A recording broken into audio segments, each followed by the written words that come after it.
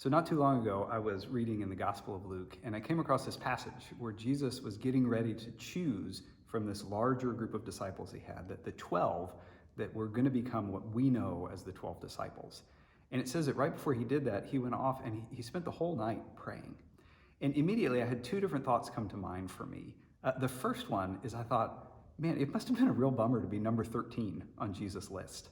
I don't know how big that group of followers was that he was choosing the 12 from, but it's just kind of this random thought that popped into my head. Because I remember when I was in high school, I took a lot of art classes, and a bunch of my friends and I, we all applied to this same summer arts program, the Governor's School. And every single one of my friends got in except for me. I was the first alternate.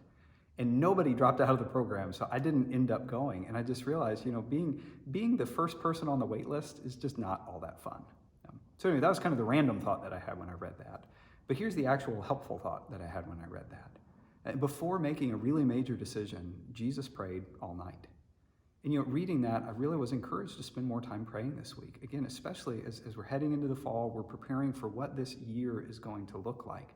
We need to be praying that God would help us know, okay, what are you calling us to do in this year?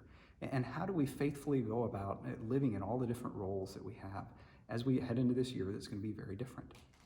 And again, we're doing this Proverbs reading plan, and the book of Proverbs has a lot to say about those who earnestly seek God's wisdom and guidance can expect to find them. So just this morning, I was reading in Proverbs 19. It says this. It says, the one who gets wisdom loves life. And listen to this part. The one who cherishes understanding will soon prosper. Right? As we seek God, as we ask for his wisdom, as we just beg him to give us understanding, we're going to find life and we're going to prosper, because those are the kind of prayers that I believe that God answers.